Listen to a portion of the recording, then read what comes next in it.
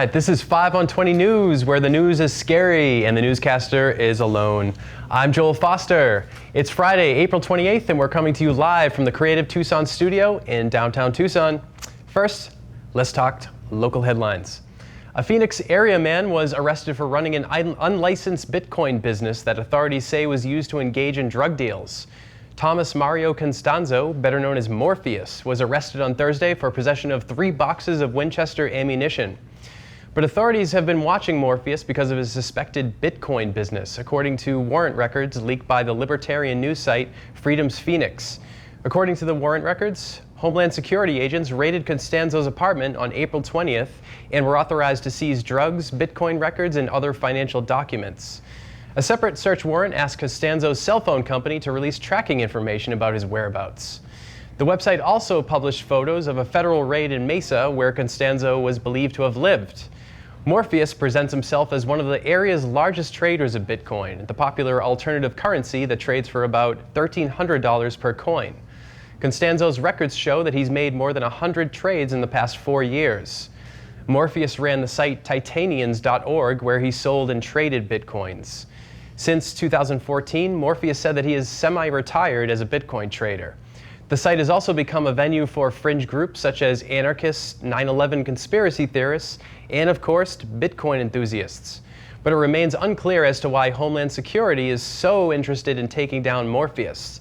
According to sources, Homeland Security is searching for a bundle of red pills and is being investigated by Agent Smith. The sawmill fire that's been raging since Sunday was reportedly caused by an off-duty border agent, according to the Green Valley News. Border Patrol sent out an email on Thursday saying that, quote, "We are aware the sawmill fire investigation involves an off-duty Tucson sector Border Patrol agent. The agent was involved in recreational shooting and immediately reported the fire after it began." On Tuesday, sources reported that a man was shooting at exploding targets, which involve a chemical reaction that can cause fires. According to the sources, the brush was ignited near Box Canyon and Santa Rita Ranch around 11 a.m. on Sunday. So far, the fire has burned about 47,000 acres southeast of Tucson near Madera Canyon. Officials said yesterday that about 40% was contained, with 800 personnel working on the blaze. The fire has been especially difficult to contain because of the heavy winds over the past week of up to 35 miles per hour. The JTED Fire Program in Tucson is collecting supplies for the fire department. They're looking for supplies such as foot powder, cotton or wool socks, chapstick, bandanas, bug repellent, sunscreen, and more. If you want to donate, send an email to jlasher82@gmail.com, and you can also drop items off at the JTED office at 2855 Masterpieces Drive or at the Camino Seco campus at 8727 East 22nd Street. Officials said that they're expecting even heavier winds today and warned that there would be, quote, extreme fire behavior. Officials have suggested building a wall around the Border Patrol offices to prevent future incidents and protect the community. A call for more Border Patrol agents is raising concern about unqualified workers being recruited by the agency. Critics say that more unqualified agents have been hired over the past 10 years as demand has grown and often leads to abuses against migrants. A report released on Tuesday by the American Immigration Council studied the 8,000 Border Patrol agents hired from 2006 to 2009. They found a correspondingly high level of corruption cases occurring from 2007 to 2012 involving these new agents. Donald Trump has called for 5,000 new Border Patrol agents and 10,000 new ICE officers as part of his immigration crackdown. There has been talk of easing the hiring process within the agencies, such as ICE getting rid of the standard lie detector test, which more than half of applicants fail. But Customs and Border Protection says that it doesn't plan to lower hiring standards in order to hit their quota. It also rejected the conclusions of the report and say that the agents hired between 2006 and 2009 were not worse. The agency released a statement and said, quote, "These men and women are effective and as trustworthy as any other agency, and some are now seasoned supervisors." But Josiah Heyman, who wrote the report, says that the Border Patrol has a worse record than other agencies. He said that this is not a matter of bad apples, but rather that CPB has arrests for corruption that are higher than usual. In response, the CPB has requested documentation proving that Josiah Heyman is a citizen. The Council for American Islamic Relations, or CAIR, filed a complaint to the Arizona Police Department related to an anti-jihadi training scheduled for May. The three-day training is being run by John Guandolo, who the Southern Poverty Law Center calls a, quote, notorious Muslim basher and conspiracy theorist. Some of his recent statements involve claiming that mosques are, quote, organizing for armed confrontation with law enforcement. CAIR fears that the training sessions could put the local Muslim community at risk. Levi Bolton, executive director of the Arizona Police Association, responded in the most intimidating way possible. In his response, Bolton wrote that, quote, we would like to explore your accusations in a full, complete sworn deposition here in Arizona. Please voluntarily report to the Maricopa County Attorney's Office at 30 West Jefferson on To Be Determined, where law enforcement will conduct a complete and thorough interview. In response, Abraham Hooper, communications director for CAIR, asked if Bolton was connected with the Maricopa County Attorney's Office, but it turns out that Bolton was not employed by the department. Abraham said that Bolton's request is a clear attempt to intimidate the group. Despite the complaint, the police organization still plans on holding the trainings. Sessions will include how to profile gracefully, Muslims in the coming holy war, and how to pick out a Muslim who has light skin. Pima County Sheriff Mark Napier says that the big, beautiful wall is big, but not so beautiful. Napier called the proposal of a border wall a, quote, medieval solution to a modern problem. On the New York Times podcast, The Daily, Napier said that lawmakers would be better off giving a fraction of the wall's cost to law enforcement. Napier pointed to historical examples of societies who built walls, such as ancient China and the Roman Empire, and said how this solution has never worked very well. Napier also said that he could understand why someone would take the risk to sneak into the country, and asked Republicans to understand the plight of someone coming from poverty. Finally, Napier claims that Trump's policies are already stopping people from coming to the U.S. because they are unsure of how they will be treated. So, in essence, Trump is the border wall. The only difference is that Trump is actually getting funded by the government. A proposal by Superintendent Diane Douglas would give every Arizona teacher a $5,000 raise. Douglas unveiled the plan on Thursday, which would raise $400 million for teachers' salaries and school buildings by expanding Proposition 301. The law was approved by voters in 2001 and added a 0.6% tax increase in the state. $3 of the $400 million raised would be given for teacher salaries, which are some of the lowest in the nation. The other $100 million would go to repairing school buildings in the state, which are also some of the worst in the nation. Teachers would get an 11% raise for the next 2 years. Prop 301's expansion would raise the tax to a full 1%. Douglas said that she doesn't want to raise taxes, but felt it needed to happen after she looked at the amount of education funding in the state. Arizona ranks 49th out of 50 states in terms of education spending, in case you were wondering. Douglas doesn't expect the legislation to work immediately on her plan, since the legislative session is almost at a close. Hopefully the legislature doesn't experience a summer break slide and forget about the proposal. And I wanted to take a moment to talk to you about the program you're watching right now.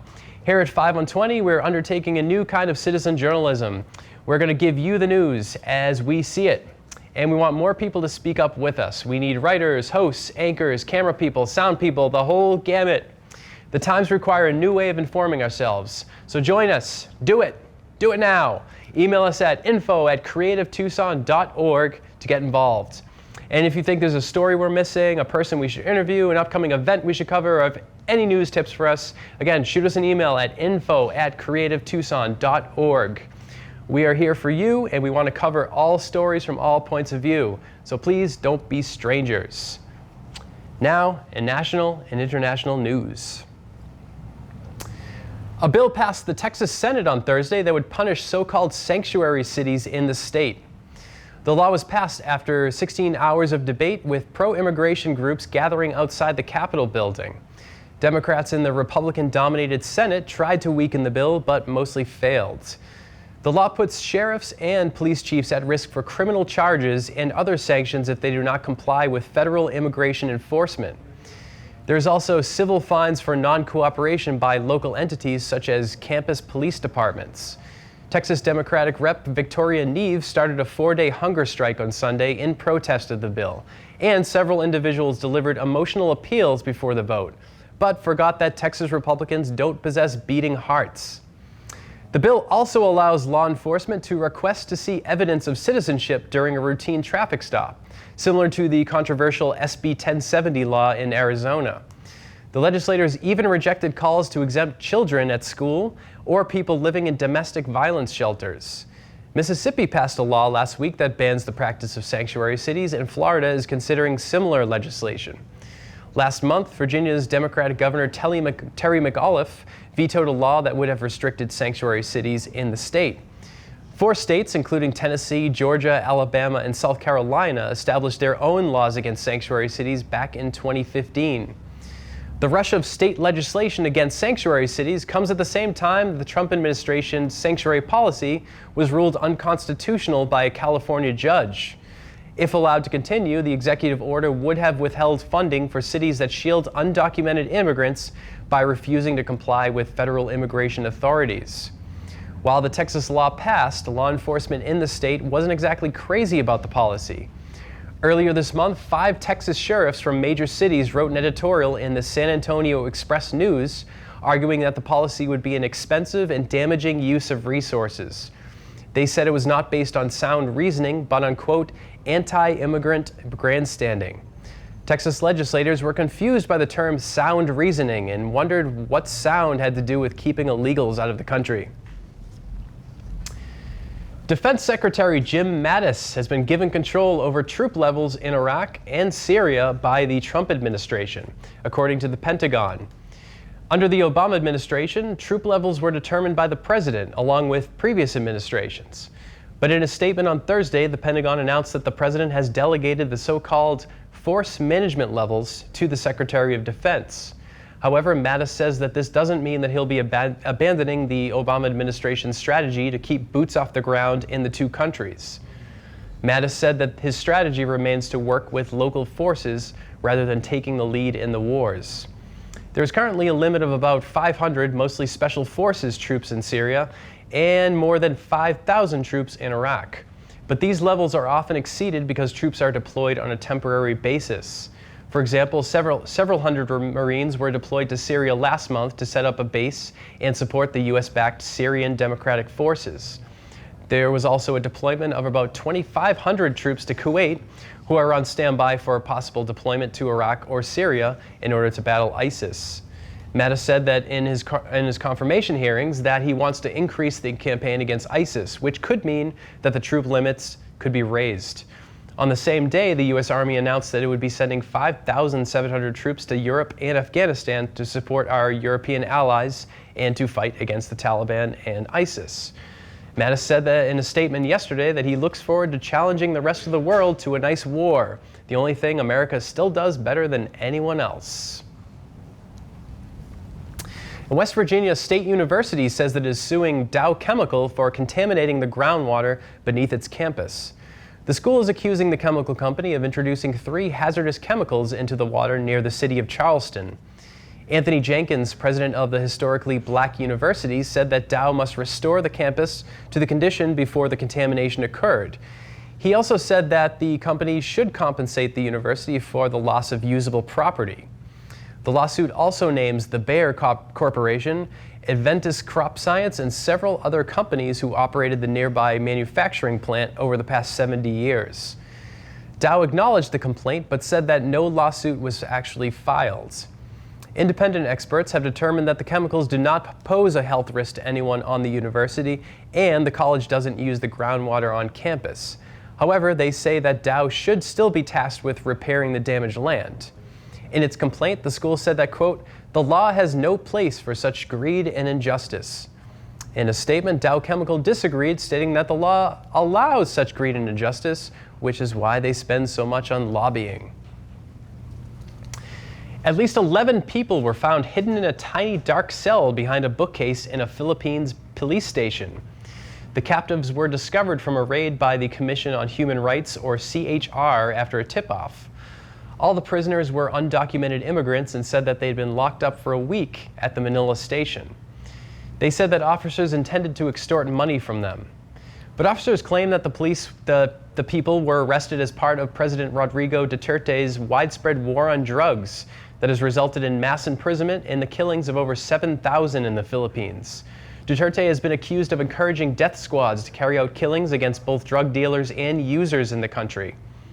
The captives also claim that they were tortured while in the cell and say that the room had no electricity and no toilet, causing them to have to use plastic bags. President Duterte denies the charges and says that the captives should have to pay for all the plastic bags they've been going through.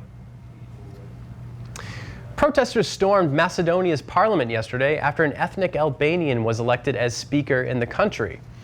A fight broke out and injured at least 10 people, including Social Democrat leader Zoran Zaev, who was photographed with blood pouring down his face. The protesters were supporters of ex-Prime Minister Nikola Gruevski's VMRO party, who are demanding new elections. The country has been in political deadlock since December, and political tensions have simmered since a phone tapping scandal erupted 2 years ago involving Zaev. The former prime minister created a coalition with ethnic Albanian parties, but his attempts to form a government have been blocked by the president. Since then, Macedonian nationalists have been protesting in the streets to force new elections. However, the protesters were angered when Albanian Talat Zaferi was named Speaker of Parliament. Nationalists believe that ethnic Albanians will threaten Macedonian unity. Ethnic Albanians make up about a quarter of the country's population, and Macedonia almost collapsed into civil war in 2001 after an Albanian uprising. A statement from the Macedonian parliament said that the violence is not consistent with democracy and that they condemn the protesters' acts. However, they noted that seeing a politician with blood running down his face was, quote, pretty badass. And it looks as though our government will stay open, at least for another week. Lawmakers agreed on a deal that will fund the government for a week while they work out a spending bill that will last through the next fiscal year, which will last until September 30th.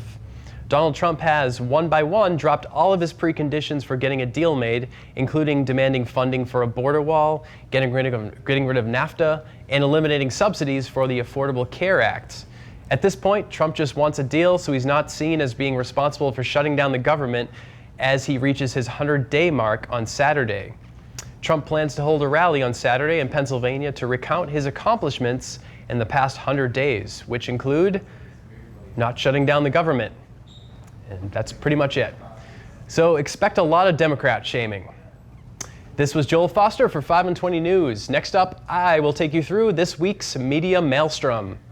See you in a minute.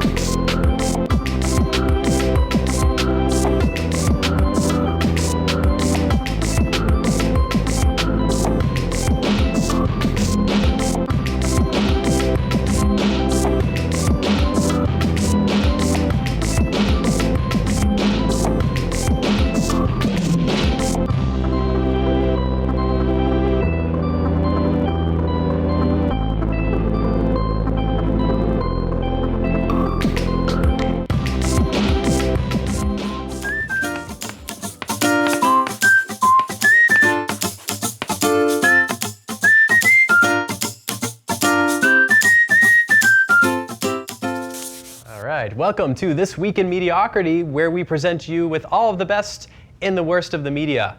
I'm Joel Foster, and I thought creating a weekly news segment would be easier.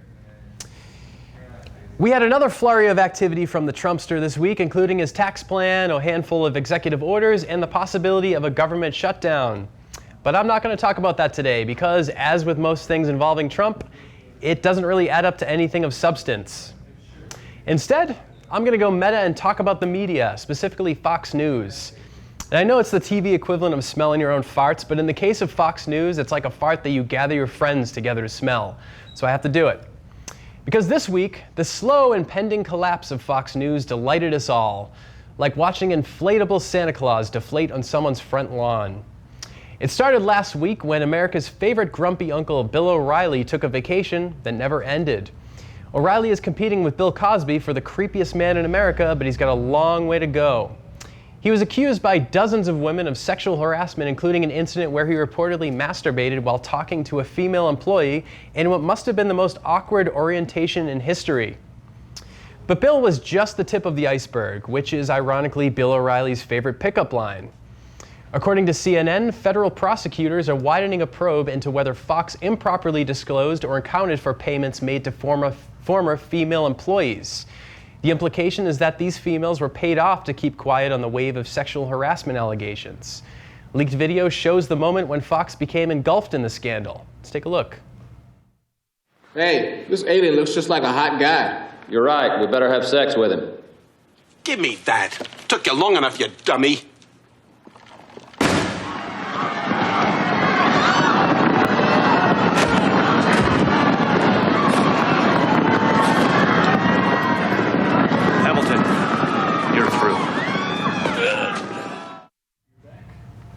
And that isn't the end of Fox's problems. Former Fox News reporter Kelly Wright has joined onto a lawsuit that alleges the network discriminates based on race, which is shocking considering this was their highest rated show. And finally, challenging the entertainment industry to stop peddling garbage.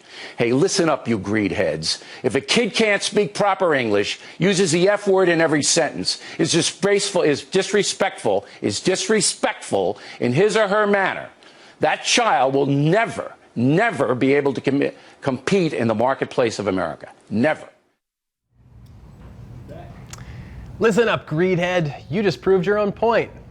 It was almost like Bill was talking about himself there. All right, back to the lawsuit. Wright says that Fox News co-president Bill Shine, quote, demonstrated an obsession with race when he talked with Wright. He didn't elaborate, but I could picture Shine bringing up the show Empire whenever there was a lull in the conversation. So maybe the race issue is why New York Magazine reported that Fox is going through a management shakeup. The article claims that inside sources say that Shine is concerned about the safety of his job. This comes despite Fox News and walking corpse Rupert Murdoch appearing with Shine in public after expressing support for his business partner. But it's Murdoch's sons, James and Lachlan, that might be the problem, and not only because they exist as stock photo models. The article's sources say that Shine asked the Murdoch sons for a letter of support, but was denied. They say he asked for the letter because of negative press over the recent events. After CEO Roger Ailes was kicked out for, surprise, groping women, it looks like the Murdoch boys might be making some changes. Perpetual smirker Sean Hannity isn't too happy about the changes at Fox. Hannity went on a tweet frenzy this week, seemingly trying to strike up a friendship with the article's author, Gabriel Sherman. First, Hannity wrote, quote, Gabe, I pray this is not true because if it is, that's the total end of the FNC, Fox News Corporation, as we know it. Done. Best Sean. I know we should expect this kind of thing, but signing off as Best Sean is even a bit much for Sean Hannity. Even Trump doesn't sign off as best president, although I bet he wished you thought of that first. All right, then Hannity came back and apologized for the 2 dots, meaning the umlaut that showed up above the A in Gabe from his first tweet. The fact that Hannity called it 2 dots and not an umlaut is proof that, despite claims to the contrary, Hannity is not a fan of Motley Crue. But then, 4 minutes later, Hannity got into the goods, telling his new pal Gabe that, quote, somebody high up and inside FNC is trying to get an innocent person fired. And Gabe, I know who it is. Best Sean. Gabe took the bait, asking who the somebody was. But Hannity only responded with the lame hashtag, I stand with Bill, which he later changed 13 minutes later to I Stand With Shine, probably because it sounded like he was supporting Bill Cosby. That, or he still hasn't gotten over the imprisonment of Bad Boy Records afterthought rapper Shine. Hannity later described that innocent person as a devastatingly handsome Fox News host who's friends with the president and looks like Jay Leno mated with George Clooney. But the article was right in that there is being a shakeup at Fox News because the network promoted some of the new guys into more prime time slots. Bill O'Reilly's spot was replaced by The Five, hosted by Jesse Waters, seen here getting into the Fox News spirit by showing off his erection to a panel of women. But on April 26th, Fox announced that Waters, much like O'Reilly, was taking a vacation. And we know what happens on Fox News vacations. While it's not confirmed, it's speculated that Waters is also being kicked off the network. Why was Waters forced out so quickly? Well, it could have something to do with this. Yeah, it's funny, the left says they really respect women, and then when given an opportunity to respect a woman like that, they boo and hiss. And I always thought the Europeans were supposed to be so sophisticated and well-mannered, and now they're treating this like it's a soccer match. I don't understand what's going on. I think Ivanka's supposed to be the moderating voice for her father, so I think people in Europe should support that. I don't know why also saying that, my father respects families is controversial. I mean, he's probably hired a ton of fathers and mothers and children, so I don't really get what's going on here, but I really liked how she was speaking into that microphone. Come on, Jesse. You know only the president can make sexually charged jokes about Ivanka. So Jesse's out.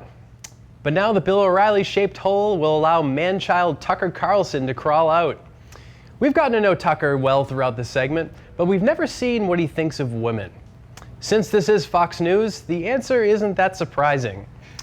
Here he is going after Teen Vogue reporter Lauren Duca because he doesn't believe that you can follow politics and like Ariana Grande and One Direction, which, from personal experience, I know isn't true. Let's take a look.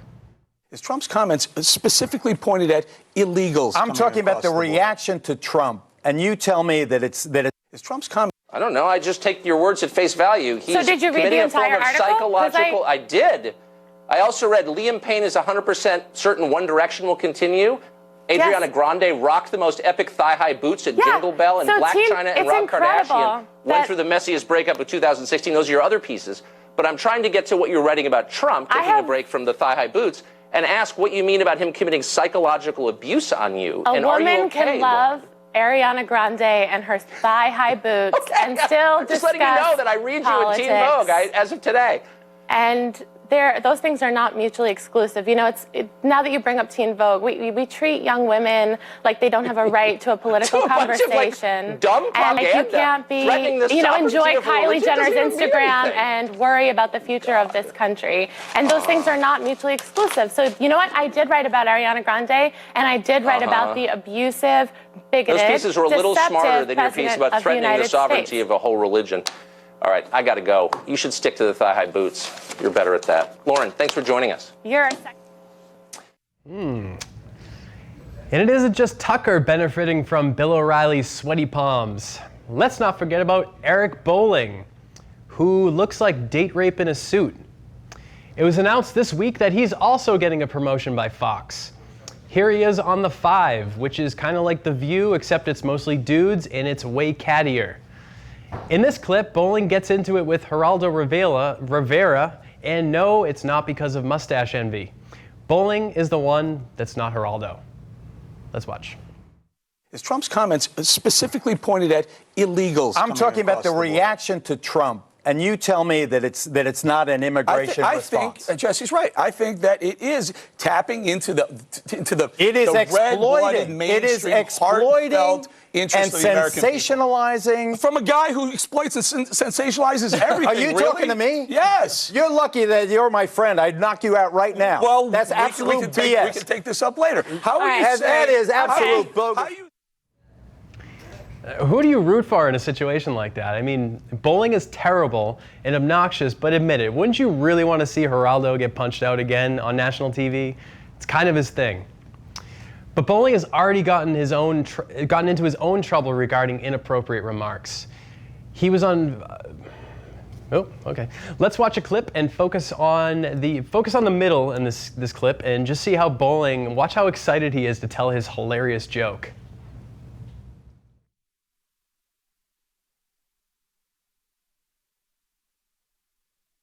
Major Miriam al-Mansouri.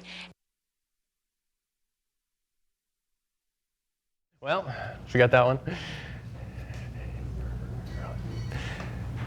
But then, okay, never mind. All right. Well, here he is apologizing for the joke that we just saw that you didn't even see. Damn it. Is that one? It's going so well. Major. Problem is, after she bombed it, she couldn't park it. Now, did you really have to ruin my work? I salute her. Would that be considered boobs on the ground or no?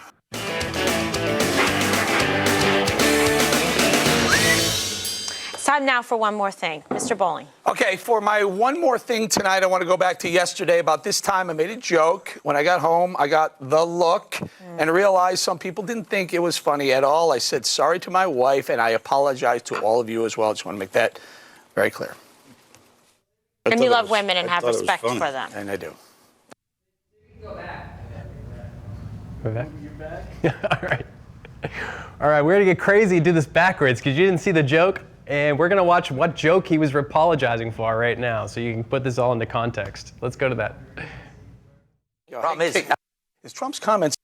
Major Miriam al-Mansouri is who did this. Remarkable, very excited. I wish it was an American pilot. I'll take a woman doing this any day to them. I hope that hurt extra bad from you because in some Arab countries, women can't even drive. Her nickname, per Jennifer Griffin, Lady Liberty. There you go. Problem is, after she bombed it, she couldn't park it.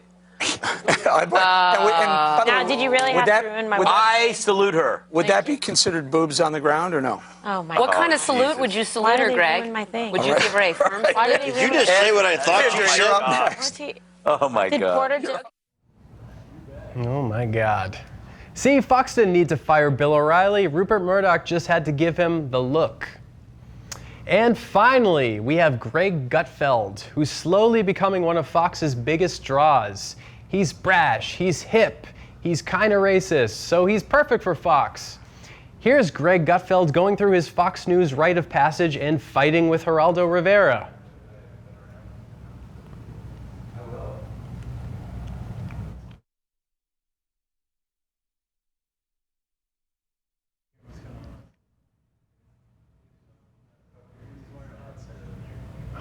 You're back, Joel. Say what you will about Geraldo, but he's somehow able to bring out the worst in everybody. I bet if he met the Pope, he'd end up in a papal headlock. But it's worth mentioning that, apart from everyone else on the Fox roster, Gutfeld is probably the sanest of the bunch. He's actually thoughtful at times, and when he's not trying to get ratings by starting fights, at least. All right, to wrap this up, we might be happy about Big Bad Bill taking a vacation, but it's not any better what's replacing him. The news landscape has changed, and it's going more edgy, Trump rebellious types. While the implosion of Fox News might seem like a good thing, we're actually going the wrong way because, believe it or not, Fox News isn't even the worst, and the worst is looking to take over. Sites like Breitbart and InfoWars that rely on even less factual information than Fox are becoming more popular, especially among the Trump set. It might be the case that Fox is trying to peel away some of the Breitbart crowd by highlighting more blatantly anti-establishment figures like Tucker Carlson. This is just going to send the left and the right even further from each other and make it so we can't even talk with each other anymore without wanting to punch Geraldo. So, as always, pay attention to where you get your information from, and please turn down the volume a little bit. All right, that's all the time I've got for today. I'll see you next week for another installment of the Department of Mediocrity. I'm Joel Foster, and have yourself a great weekend. See ya.